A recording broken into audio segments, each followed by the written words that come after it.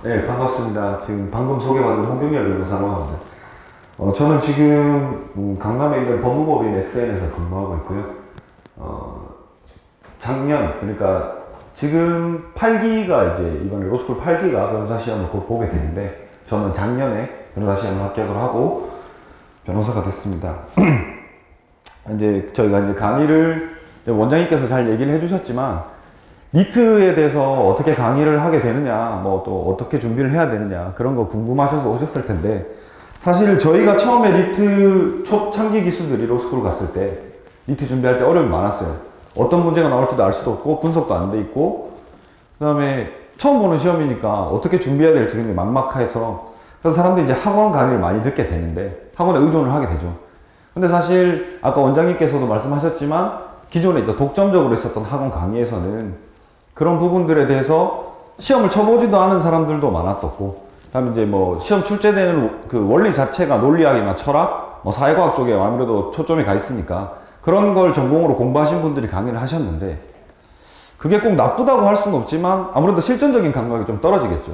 그 다음에 시험을 실제 자기가 쳐보고 로스쿨 입시를 준비해보고 로스쿨에 들어가서 자기가 학교에서 공부하면서 그런 것들이 어떻게 자기에게 영향을 주느냐, 그런 것들을 생각할 수 있는 계기가 없는 분들이 강의를 하시다 보니까 나쁘다고 할 수는 없지만 분명히 한계가 있는 부분이 있었고, 그런 부분들을 이번에 이제 저희 학원에서 직접 경험한 변호사들을 고용해서 이제 여러분한테 강의를 하게 된 거죠. 그래서 이런 계획이 있다는 얘기를 듣고 저도 되게 좋다고 생각을 했었고, 초기 기수들이 어려웠던 부분들을 이제 뒤에 하시는 분들한테는 좀 더 혜택을 드릴 수 있겠다. 그래서 뭐 가격 면에서도 얘기를 하셨고 내용 면에서도 얘기를 하셨는데, 그래서 저는 뭐 강의를 하시는 분들마다 자기 철학이 다 따로 있겠지만, 저는 좀 이제 앞에 말씀하신 것처럼 불필요한 강의를 최대한 줄이려고 해요. 그러니까 강의 분량을 많이 늘리는 게 강사한테는 좋죠. 뭐 돈도 많이 벌 수 있고 횟수가 많아지면 많아질수록 돈을 많이 벌 수 있으니까.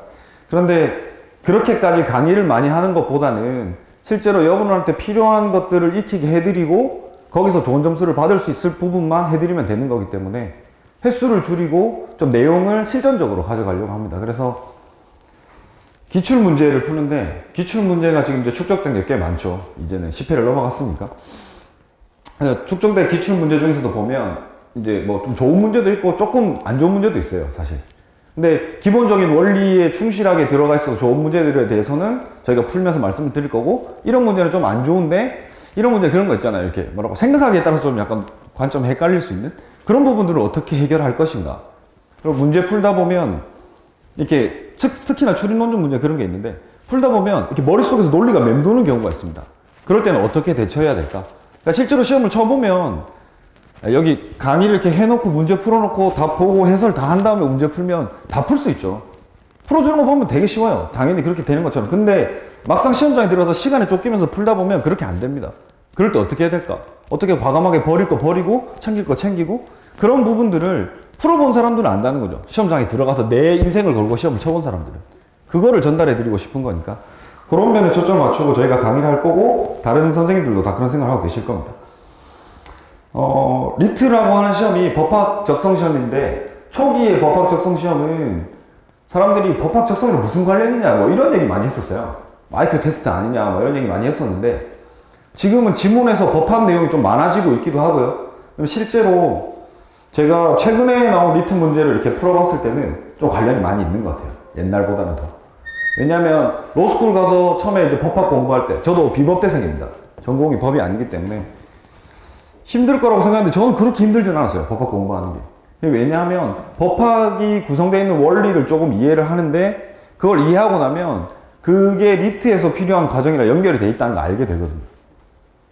법학 공부하면서 제일 처음에 많이 듣는 게 요건하고 효과입니다. 법률에 정해져 있는 요건이 나왔을 때 이러이러한 법적 효과가 발생한다 라는 거거든요. 그 구조를 잘 이해하면 사실 리트 문제도 거기서 크게 벗어나진 않아요. 어떤 사례로부터 거기에 구성되어 있는 요건을 먼저 포섭을 해내고, 그 요건에 맞추어져 있는 사실관계를 파악한 다음에 이 요건에 해당하면 이러한 효과가 발생한다. 추리논증도 거의 다 그런 형식으로 돼 있거든요. 근데 그거를 뭐 이런 이론이 있고 이런 저런 이론이 있고 이론들 다 공부해서 문제를 보고, 아 이건 이런 이론이니까 이렇게 풀어야지, 그렇게 문제를 풀진 않습니다. 한 문제당 3분 안에 풀어야 돼요. 읽고 이해하고 감각적으로 바로 그 논리가 머릿속에서 적용이 되는 거지, 이론을 알고 문제를 푸는 게 아닙니다. 리트 고득점 한 사람 중에 이론 알고 푸는 사람 거의 없을 거예요. 저기 고득점 하신 분들 뒤에 변호사님 많이 계신데 그렇게 공부하신 분들은 없을 거예요. 그냥 아는 거죠. 그래서 저는 강의하면서 그거를 여러분이 마음속으로 이게 머리로 생각하는 절차 없이 몸에 체화되게 만들어 드리는 게 좋은 강의라고 생각하는데 그거를 만들려고 노력할 겁니다. 그래서 리트 강의를 하면서 여러분들한테 그런 것들을 최대한 전해드리려고 노력할 테니까 수업할 때 재밌게 따라오시면 되고 저는 뭐 예습을 금지를 시킬 거예요. 저 강의를 들으시면. 예습을 할 필요가 없습니다. 와서 들으시고 집에 가서 복습을 하시면 돼요. 그리고 초창기 하는 건 특히나 시간을 최대한 뭐 많이 안 쓰고 여유 있게 공부하시면서 흥미를 가지시는 거 위주로 할 거예요. 그래서 많이 강의 들어주시고 강의 들으시면서 나중에 리트 성적도 잘 받으시고 원하시는 로스쿨에 입학하시기를 기원하면서 열심히 강의 준비해 보도록 하겠습니다. 예, 감사합니다. 혹시 질문사항 있습니까? 네, 뭐 질문 있으시면 네, 그럼 다음 분 소개해 드리겠습니다.